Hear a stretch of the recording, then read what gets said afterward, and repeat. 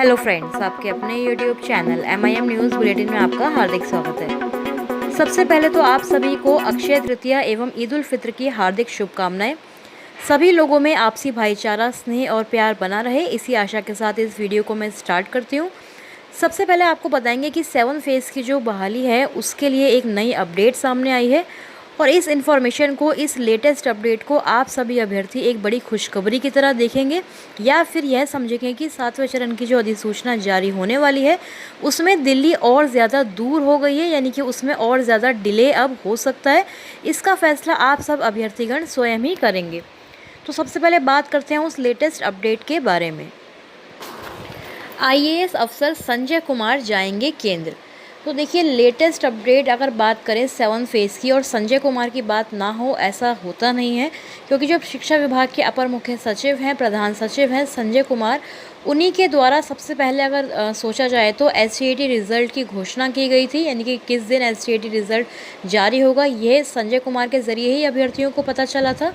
और तब से लेकर आज तक 7 फेज़ की जो भी लेटेस्ट अपडेट्स आई हैं, चाहे वह नियमावली संशोधन को लेकर हो, बिहार TET को लेकर हो, 6 फेज़ में अभ्यर्थियों को नियुक्ति पत्र को लेकर हो, सारे ही जो अपडेट्स हैं वह प्रधान सचिव संजय कुमार द्वारा हमेशा ही सोशल मीडिया पर सबसे पहले रखी जाती हैं अभ्यर्थियों के समक्ष।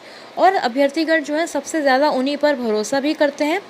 जब भी कोई बहाली के लिए कोई इन्फॉर्मेशन पूछनी होती है या फिर अपनी मांगों को रखना होता है, चाहे वह ट्विटर कैंपेनिंग हो या फिर अन्य माध्यमों से हो, तो सभी अभ्यर्थी केवल उन्हीं की तरफ देखते हैं। शिक्षा मंत्री से भी पहले अभ्यर्थी संजय कुमार पर विश्वास करते हैं।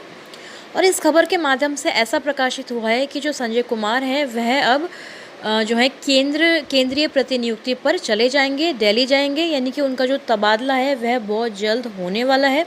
इसको लेकर ये जो खबर है वह प्रकाशित हुई है। आपको बता दें कि संजय कुमार वर्तमान में बिहार में शिक्षा विभाग के अपर मुख्य सचिव के साथ साथ मंत्रिमंडल सचिवालय विभाग की भी जिम्मेदारी संभाल रहे हैं, बखूबी संभाल रहे हैं। स्वास्थ्य विभाग में भी वह प्रधान सचिव के पद पर रह चुके हैं।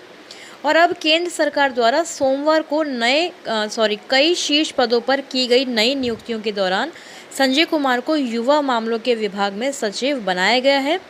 और इस नियुक्ति के बाबत केंद्र से पत्र मिलने के बाद राज्य सरकार उन्हें नए पद पर योगदान के लिए विरमित करने का आदेश जारी कर देगी, यानी कि वह विरमित हो जाएंगे, यहाँ से रिलीव हो जाएंगे, शिक्षा विभाग से अलग हो जाएंगे और उनका जो प्रतिनियोजन है वह केंद्र में जाकर कर दिया गया है। तो कुछ समय के लिए वह वहाँ पर उनका जो तबादला हो जाएगा। तो इस खबर को 7वें चरण के जो अभ्यर्थी हैं, चाहे वह बिहार TET के हों, CTET हो या फिर STAT अभ्यर्थी हों, क्या इसको वह एक खुशखबरी की तरह से देखेंगे या फिर यह सोचेंगे कि 7वें चरण की बहाली में अब और ज़्यादा देरी हो सकती है, क्योंकि जो प्रधान सचिव हैं उन्हीं के माध्यम से लगातार ये कहा जाता रहा है कि 3 महीने बाद, यानी कि जैसे ही 6 फेज़ ख़त्म होगा 28 जुलाई को, उसके तुरंत बाद 7 फेज़ का नोटिफिकेशन जारी कर दिया जाएगा।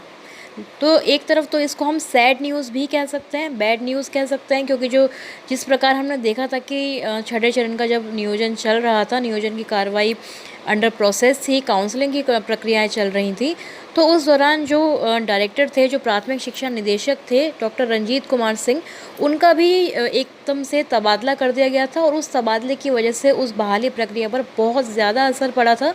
जो काउंसलिंग की कार्रवाई थी वह 3rd राउंड की हो ही नहीं पाई थी।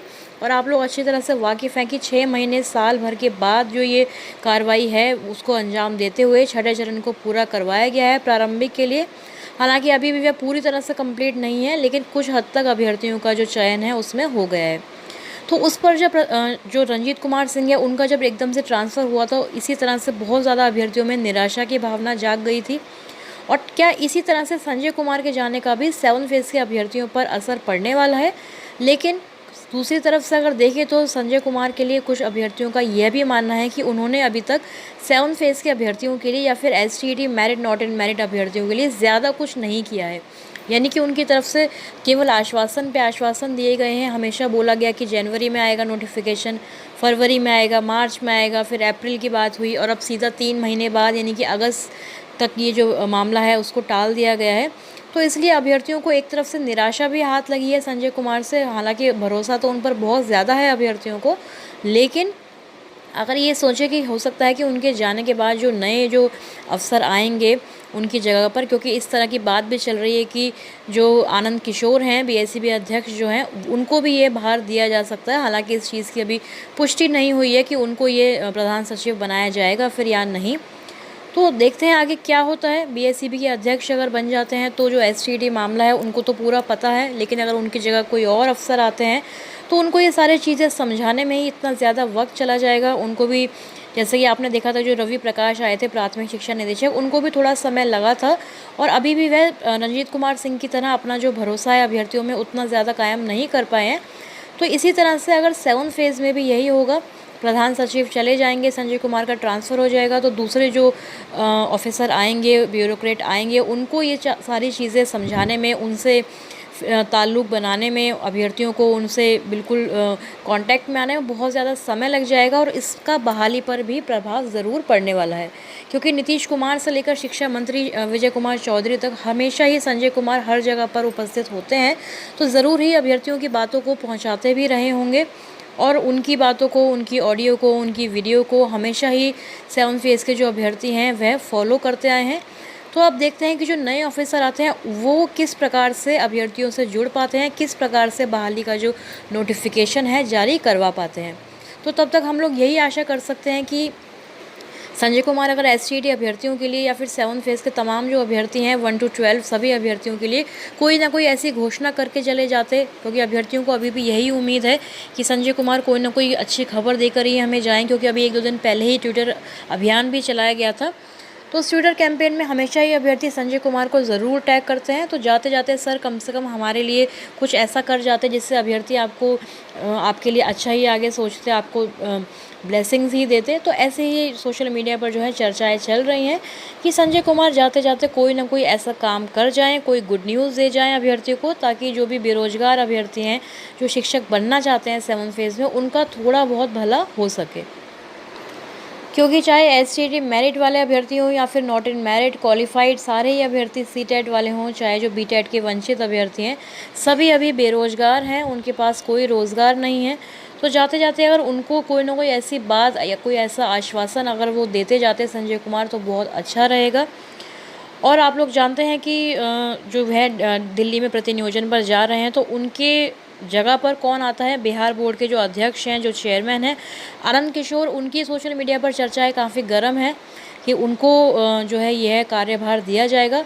तो अगर ऐसा होता है तो उनके लिए तो ये चीज़ें समझना ज़्यादा मुश्किल नहीं है। एसटीडी का ही मामला अगर देख लिया जाए तो उनको सारी चीज़ें पता हैं, merit not merit, merit list का क्या हुआ, उसके बाद कोर्ट में केसेस हुए, तो सारी चीज़ों से वह भली भांति अवगत हैं। तो अब देखते हैं कि क्या ये गुड न्यूज़ बनकर आती है, संजय कुमार का तबादला होता है तो अभ्यर्थियों के लिए, या फिर और ज़्यादा जो है देरी होती है 7 फेज़ में, यह तो वक्त ही बताएगा। अभी के लिए फ़िलहाल यही लेटेस्ट अपडेट थी कि संजय कुमार का तबादला हो रहा है, प्रतिनियोजन पर वह जा रहे हैं दिल्ली। तो देखते हैं कि अभ्यर्थियों के लिए दिल्ली दूर होती है या फिर अधिसूचना अगले 3 महीनों में जारी हो जाएगी। तो जो भी अगर कोई और अपडेट आती है आपको सबसे पहले बताने का प्रयास हमेशा ही हम करते आए हैं, आगे भी करेंगे। आप हमारे चैनल MIM न्यूज़ बुलेटिन को सब्सक्राइब ज़रूर कर लें, जुड़े रहें हमारे चैनल से, कनेक्टेड रहें। अभी के लिए इतना ही। Thank you for watching.